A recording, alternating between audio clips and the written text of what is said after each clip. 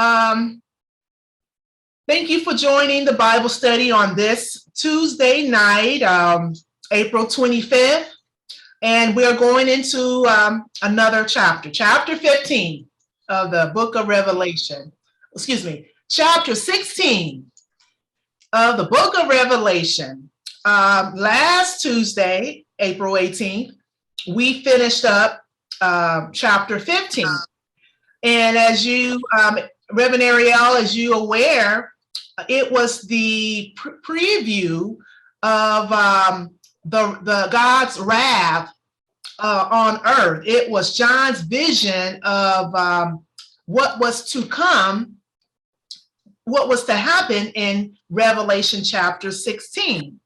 And we know that was a short chapter. It was only 8 verses. Now we're going on into Revelation 16 that talks about the 7 bowls of wrath on earth, which is also known as the 7 bowls of God's wrath. These terms, 7 bowls and 7 vials and 7 plagues, are basically all connected together. But however, the 7 bowls of God's wrath on earth intensifies God's wrath. Whereas previously, it was God's wrath, but in Revelation 16, it's more, according to John's vision, it will be more intensified. So that's what we're going to see on tonight. And I got some PowerPoint slides, and I hope by me sharing them with everybody that we will have a better understanding of what chapter 16 is all about.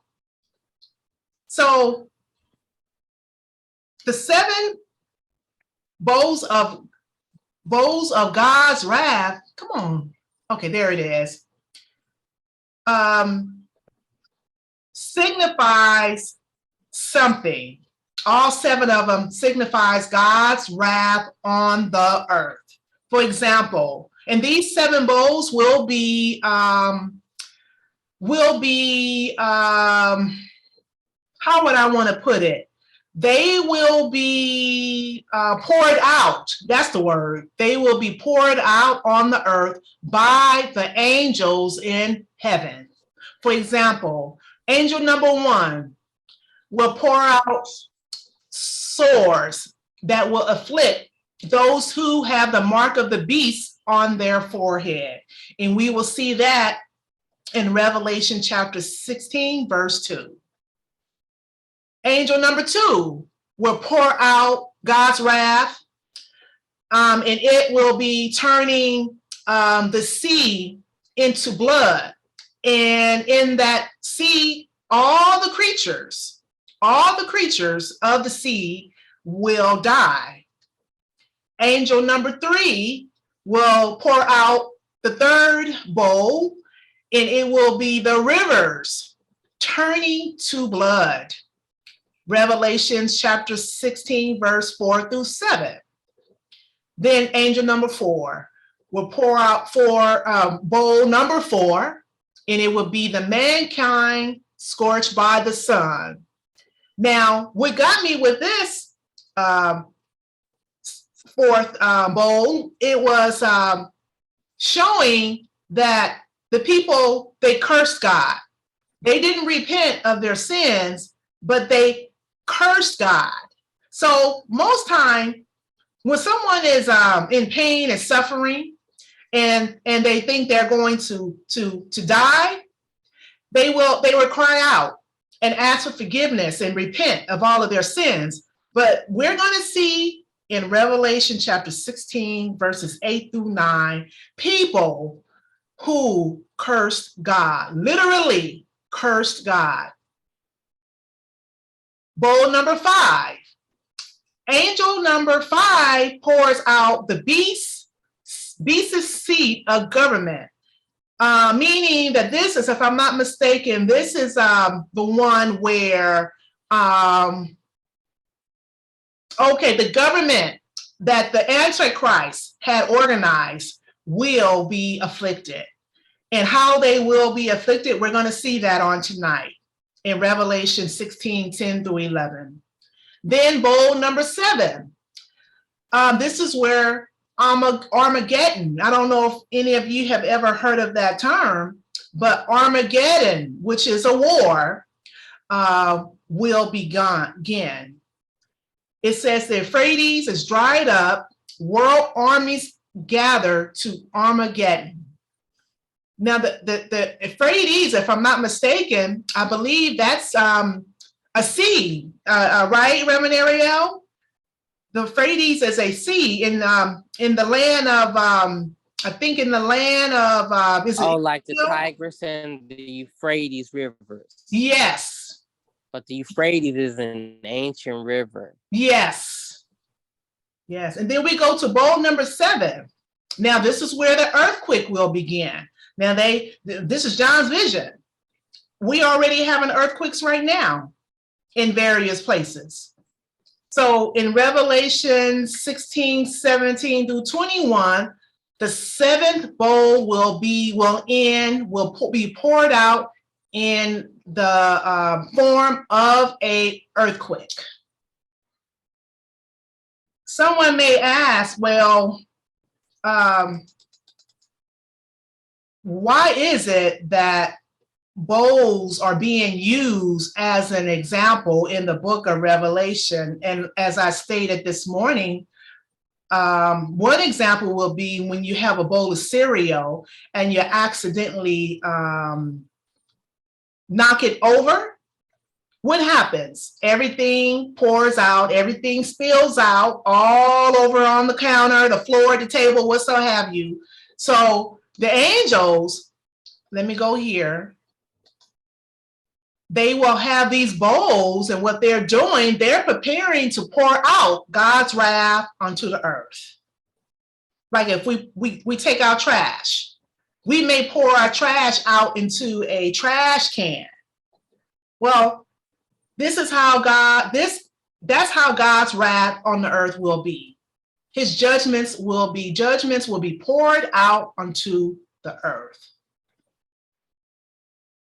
You may hear the term 7 vials. Now, we all know what a vial is. If you look at this picture, like a vial of oil, vial of medicine, or what so have you. This is just another term of God's wrath that will be poured out onto the earth. And it's always 7.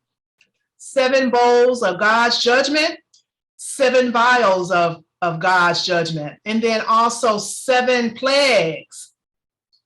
So someone may ask a question, why is the number 7, why the number 7 is important in the book of Revelation? And I think I asked this question before, early on at the beginning of the book of Revelation, on what the number 7 signifies. Does anyone remember?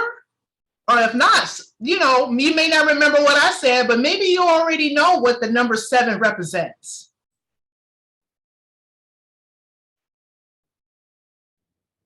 Well, if not, we'll go to this next slide.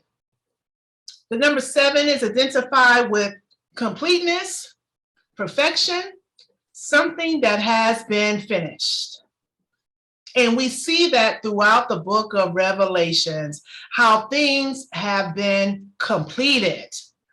For example, the 7 churches of Asia Minor was mentioned in the book of Revelation.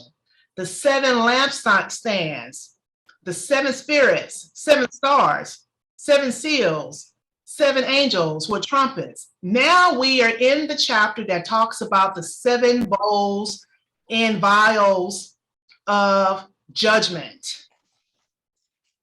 And that's in chapter 15 16, and it ends at verse number 21. How you doing, Sister Lavette? How are you, Minister Alicia? How are you? How's everyone? Okay, okay. Are there any questions or comments at this time?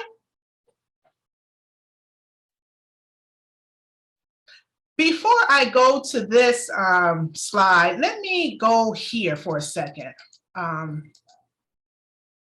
So we already talked about this, 7 bowls of wrath, which is the same term, same thing as 7 bowls of God's wrath, 7 vials of God's wrath, 7 plagues of God's wrath. It's basically meaning all the same, but however, as I stated earlier, the 7 bowls is when God's wrath will intensify.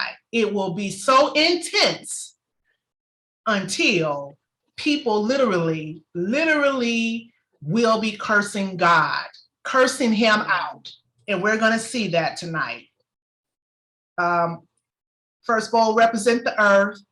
Second bowl represents the sea that turned into blood. Third bowl, rivers and springs. The sun, throne of beasts, will be destroyed, will be afflicted. And then the 6th bowl we saw represents Euphrates River. Then we see the 7th bowl that represents the air. And I also have this PowerPoint slide. It's just gives a summary starting from Daniel's 70-week start. Everything was peaceful up until the Antichrist came on the scene. Antichrist, if any of you remember, is the same as abomination of desolation. Then when Antichrist came on the scene, that's when the Great Tribulation began. So during this time is when the wrath of God was poured out onto the earth.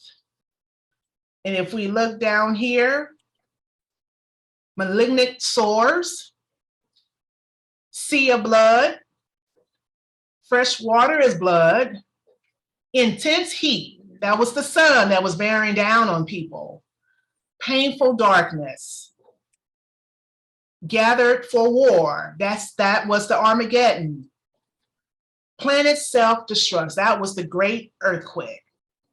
And then here we have the 7 angels, I stated earlier, the 7 angels are the ones who will be pouring out God's wrath unto the earth. So then when the Armageddon start, which is a war,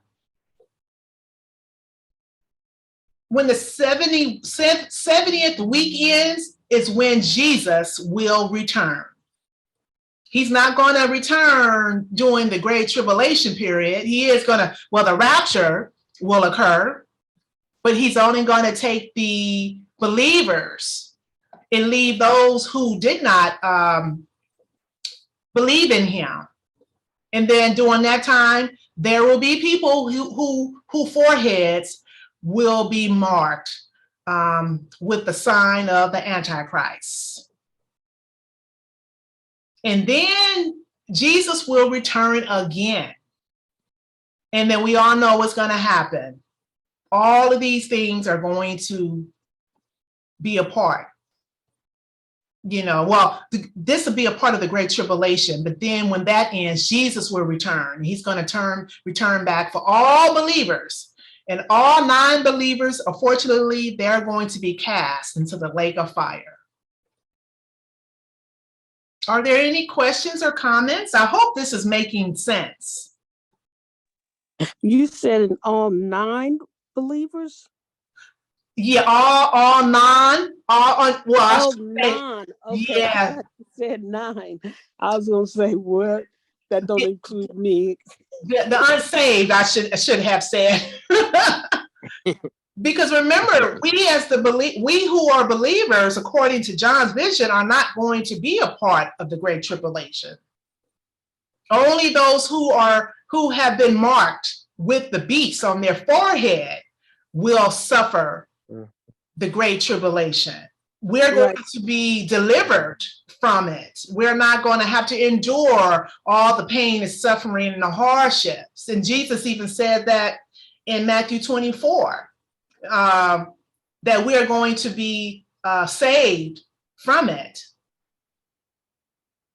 Right. Mm-hmm. Gonna be like a rash or something, or a sore, like a sore. Yeah, because Jesus, according to John vision, he's basically giving everyone, the non-believers, an opportunity to be saved. But as we all know, as Reverend Ariel said last week, God gets tired after a while.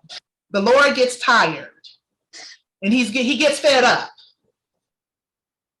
He gets fed up. Yeah. So tonight we're going to see what happens when God gets fed up.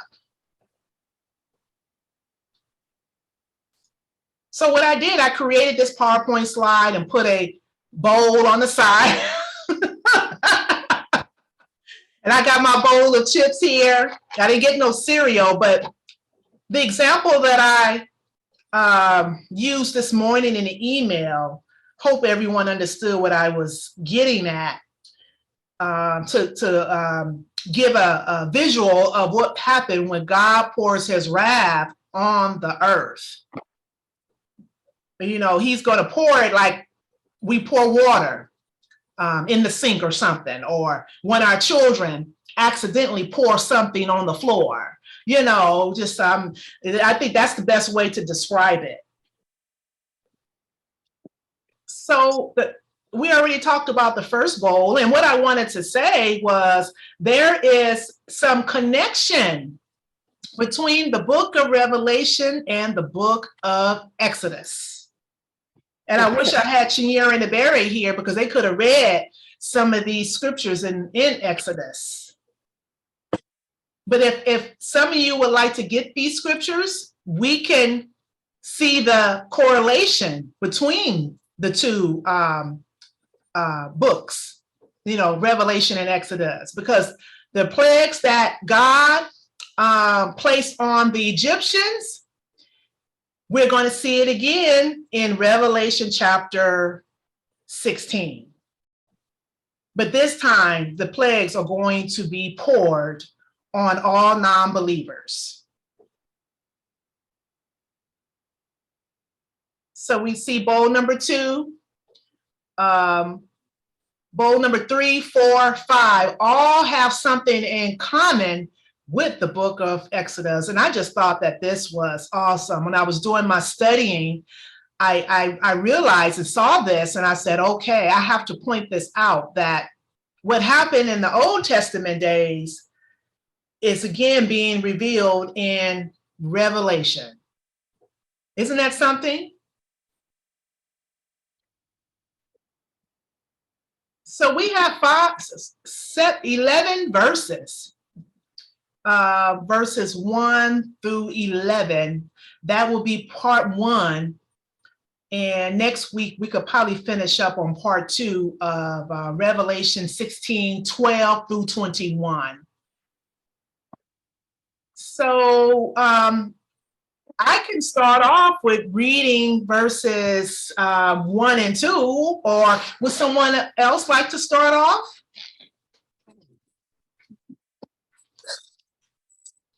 You see, am I on mute? And I'm going to be reading from the King James Version tonight, because I think because there's so many, this here, I think it requires a lot of, I shouldn't say plain words, but I think, I don't know, the King James Version may not be the correct version I should be reading from on tonight, but I am.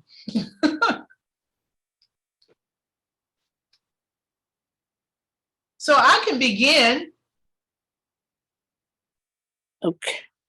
Okay. I just got it up now. Okay. Okay. So Go ahead. Revelation 16, 1 and 2 says, and I heard a great voice out of the temple saying to the 7 angels, go your ways, and pour out the vials of the wrath of God upon the earth. Now, my King James Version says vials, but some of your version may say bowls. Remember, it's all the same. Verse number 2. And the first went, meaning the angel, and poured out his vial upon the earth. And there fell a newsome and grievous sore upon the men, which had the mark of the beast, and upon them which worship his image. And I mentioned earlier that all of those that had the mark of the beast, they were the ones that were going to get have God's wrath poured upon them. And I wanted to point out that it mentions upon the men. Now, I would think that this is not, what's the word? Gender-based, that this was probably meant for men. So I would consider it being gender-based. But if it said upon men, then I would say no, it probably would mean men and women, because we know some passages of scripture in the Bible is not gender-based. I don't know if I'm using the correct terminology or not, but I'm sure that you all may know what I'm talking about. That when some scriptures that say men, it doesn't necessarily mean the man. It could refer to both men and women. Mm-hmm. And there we go. It says here, verse number 2, everyone that had the mark of the beast. So anybody that had the mark and worshiped the Antichrist, which is the beast, they were the ones that were going to receive punishment.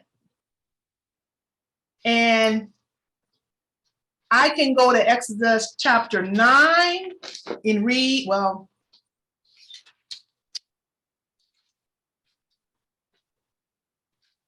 we'll be here all night going through Exodus, but I can read Exodus chapter 9 to show you the correlation between both books of the Bible.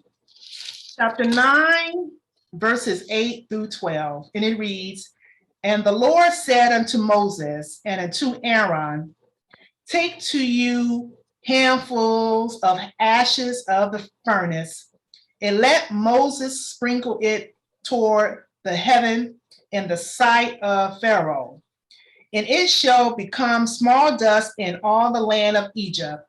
It shall be a boil breaking forth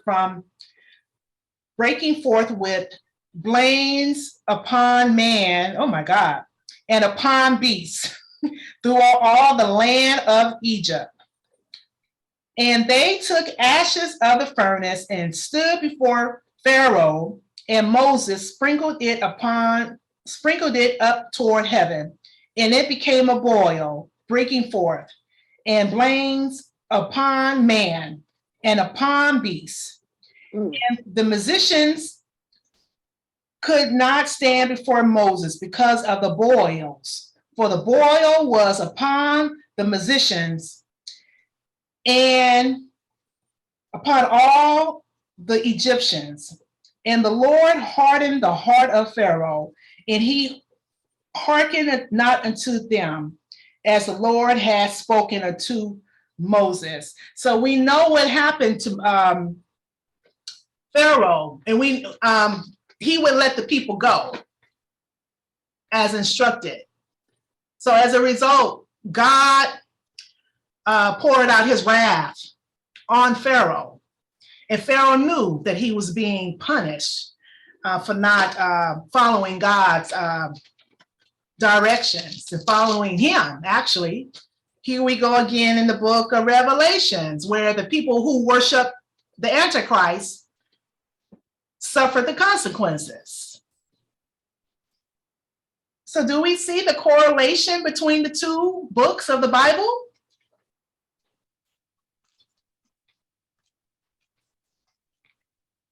Yeah.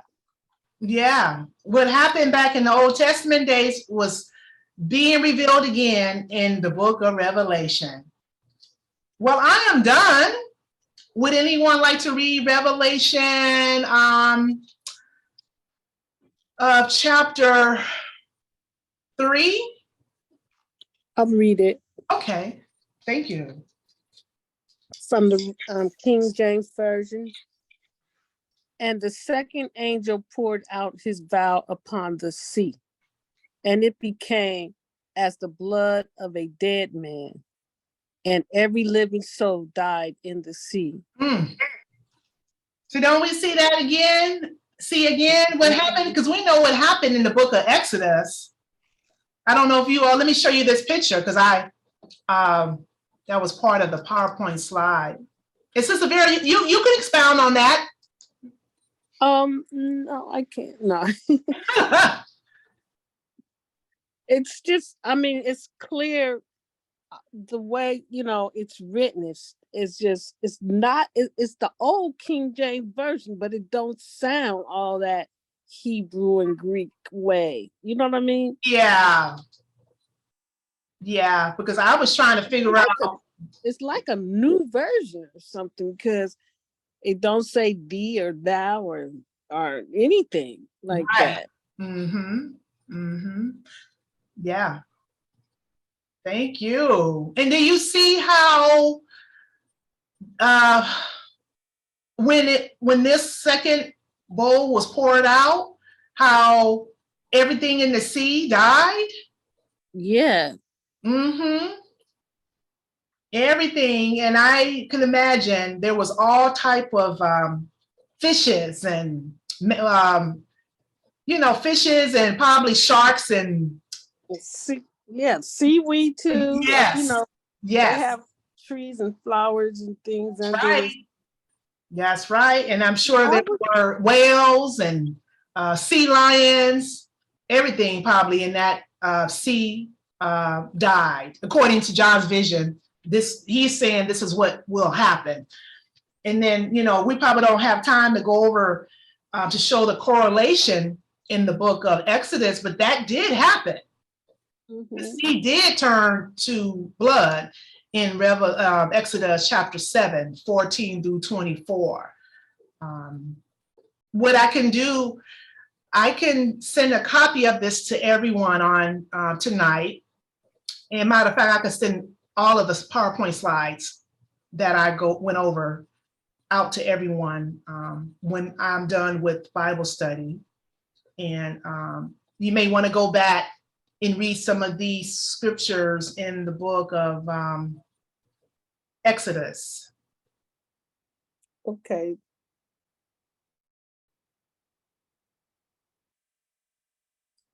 Did anyone want to read Revelation 16, 4 through 7? This is a long one. But I would just, what just came to my mind is that I was just trying to imagine, why would God want to destroy the living creatures in the sea?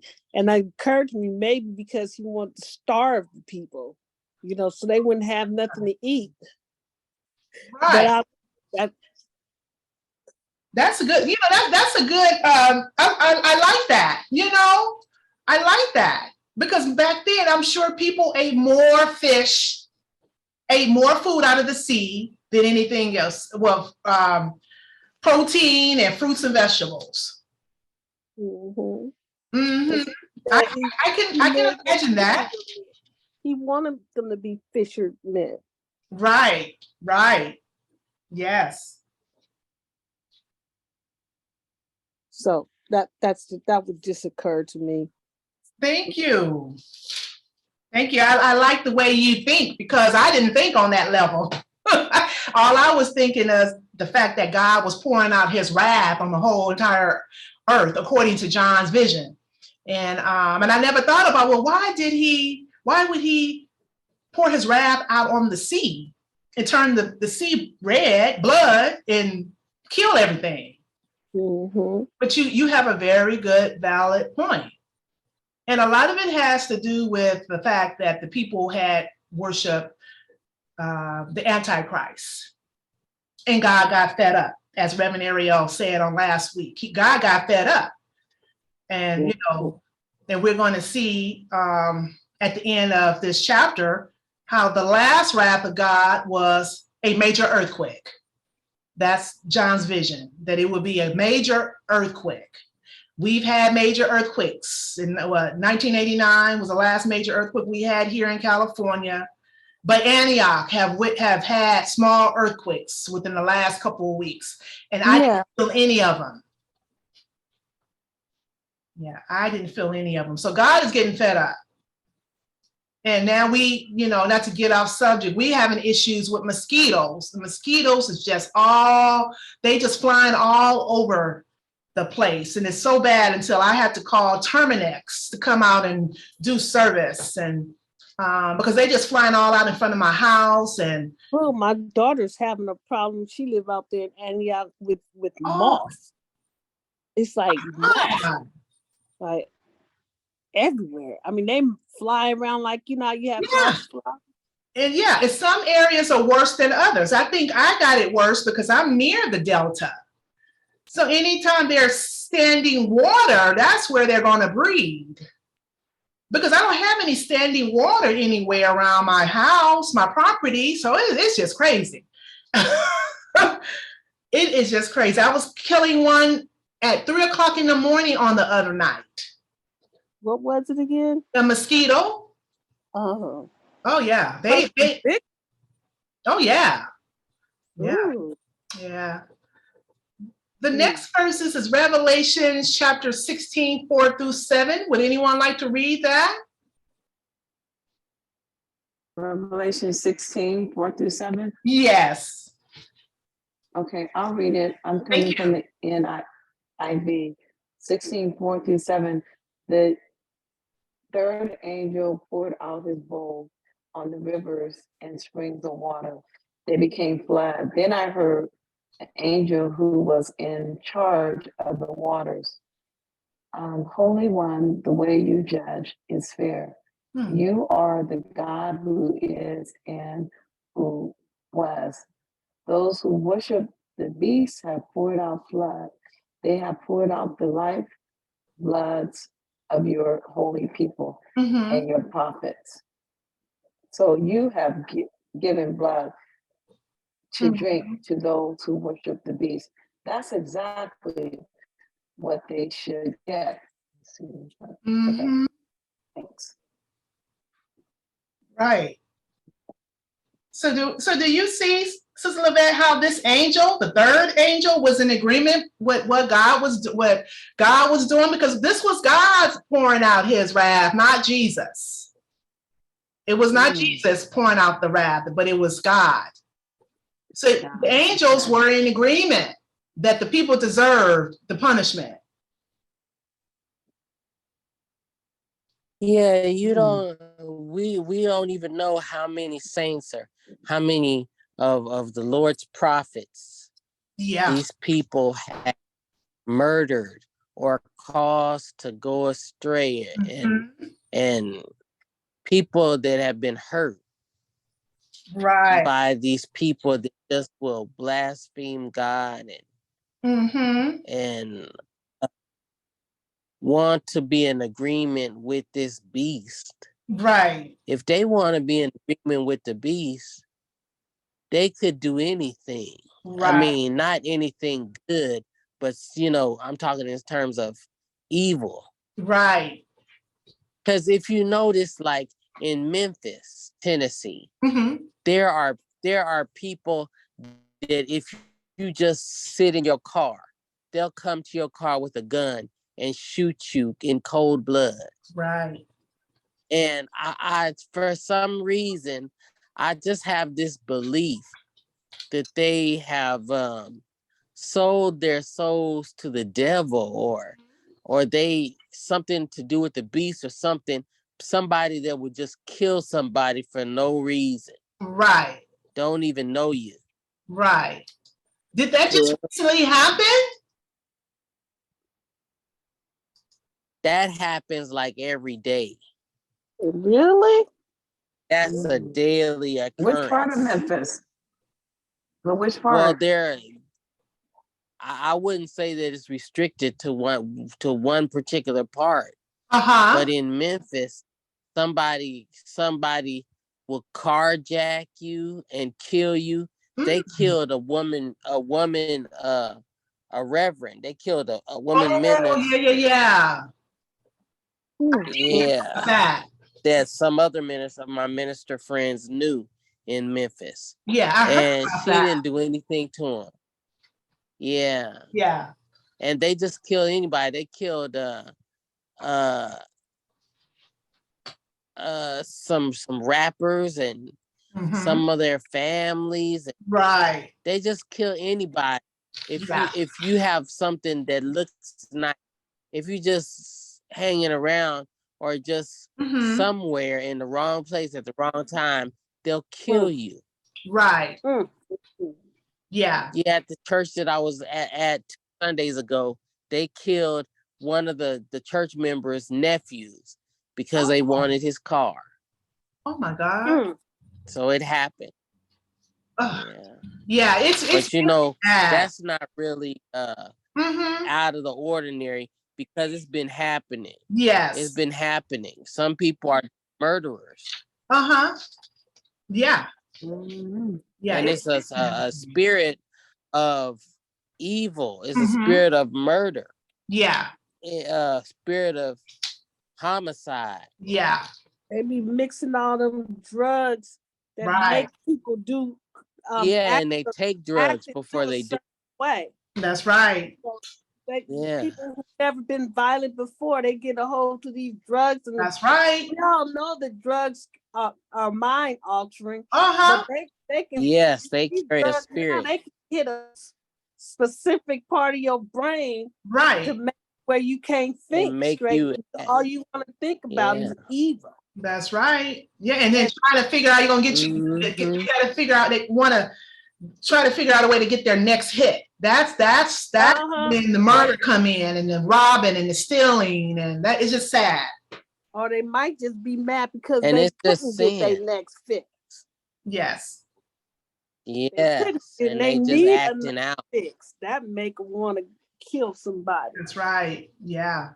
Yeah. And some people just are angry. They Uh-huh. have Angry, anger just issues, angry. That's true. That's true. wrath. Yeah. My daughter told me this over this weekend. Coincidentally, I'm trying to hurry up. That this lady tried to kill her. What? She knew this lady. She knew Mm. the lady's on drugs. The lady just got mad and just got up and hit her, punched her in the eye. She punched her in the face What? about 5 times before my daughter can get up on her feet and fight back. What? Yeah, she had to Mm. call 911. She was rushed to the emergency. She didn't know the woman? She knew her. She knew the lady. What? Teen- The lady was angry. The lady was trying to kill her. I hope she's in a safe place now. Mm. Whew. Lady Lord have snapped. mercy. I mean, people is crazy. She said, she told my daughter, I'm gonna kill you. My daughter was fighting for her life. So did the woman was the police called on that woman? Yep. Good. Charges. Good. The police said, well, I wouldn't press charges if I was you. She got punched. She got lacerations too. What? She needed to. That's the only way she could save her life. Your daughter was protecting Wow. herself. That's what she was doing. She was protecting her life. Self-defense. Right. Yeah. That's the word. Self-defense. Self-defense. Yeah. Wow. You could see defensive wounds on my daughter too. Really? Oh my God. Oh. Mm. Oh my God. Well, I'm gonna be praying for her, and Like that everything works out for her. It seems like every week the demon is attacking. That's right. There's always something. Yes. Yes, it's a demon. It's an evil spirit because people they're just not staying prayerful, and these evil spirits get they have an opportunity to come in. Some Right. people call it mental illness. Mhm. Some, it's also known as mental illness. And some people just are inclined to do evil. Right. Right. And you have to guard your heart. Right. And these Yeah. drugs just make it worse. That's right. Yeah. Yep. Yeah. Well, do we see with the second and the third bowl how both the sea and the rivers turn into blood? Not only was God's wrath poured on the sea, but poured on the river. And both of these are Water and salt water. Salt water and fresh water. Right. Can I just add one more thing about that? Yes. Not about that issue, but I recall a time ago my pastor told me that the reason why seems like the devil may be attacking you or your family is because maybe something I'm not doing right. It could be that I done something wrong. I don't know. Oh, is that what a pastor said? Because I don't necessarily agree with that. I really don't, because I don't think because a lot of people think that because something is happening to them, they brought it on themselves. But it all depends on what the situation is, though. But in that case, some families are just under attack. Period. Can Yes, I some chime in families also? have greatness in it, and before that greatness can come out, the devil has been told, look at my servant Job. Look at how he is righteous, and look at how he's perfect in every in every way. And that just made Job a target. That's right. And God made Job a target for, and God allowed it because of Job's strength, and his faithfulness. So some families are under attack just because there's greatness in them, and the devil knows it, and he doesn't want it to come out. He doesn't want it to come out. Right. And I will use my son as an example. He's a great prayer warrior. He know how to pray and everything, but the devil has greatness in him. Yeah, the devil attacks him. Yeah, when he left my house, that's when the devil and tries to attack you through him. Yeah. Well, trying to attack the minister through that's right. the children. That's right. And that's how the devil works. And it's not always because of what we have done. Some things we do, I believe some of the things we go through is self-inflicted. Some things we bring on ourselves. But a lot of times it's because God allows the devil to attack us. He attacked Job and tempt people. Right. That's right. And temptation is always going to be there, but he gives us a way to escape. The devil can get in, he'll try. He's not going to leave you alone. Right. If you have one weakness, he'll go in and stomp on that weakness.